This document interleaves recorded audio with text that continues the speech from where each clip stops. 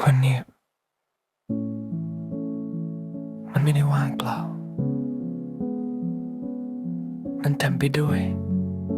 สิ่งที่เราไม่กล้าพูดออกมา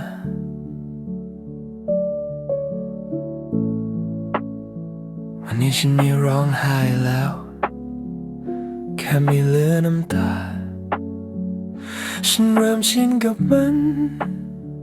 หรือแค่ชินกับความเจ็บฉันยังอยู่ตรงนี้แต่ข้างในไม่เหมือนเดิมมันคงดีขึ้นสักวันหรือเราแค่พูดปลอบด้วยฉันยังหายใจอยู่แม้มันจะไม่สุดท้ายยังลืมตาตื่นทุกเช้าแม้ไม่รู้จะหวังอะไรไม่ได้อยากชนะใคร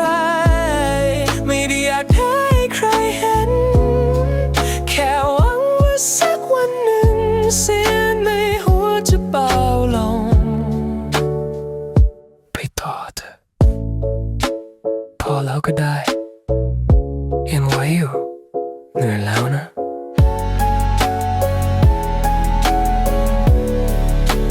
ความเงียบมันไม่ได้ว่างเปล่ามันไม่เคยเงียบเลย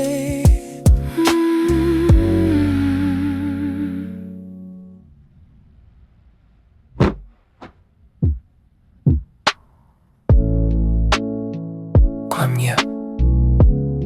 มันไม่ได้ว่างเปล่ามันเต็มไปด้วย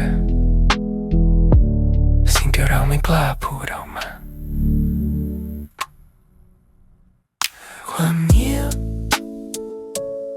มันไม่ได้ว่างเปล่า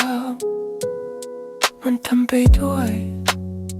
สิ่งที่เราไม่กล้าพูดออกมาความเงียบ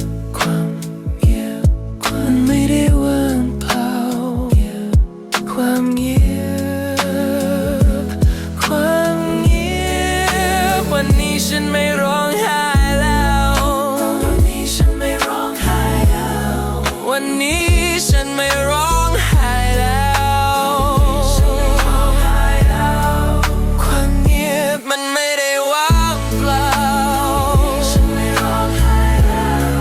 ความเงียบมันไม่ได้ว่างเปล่า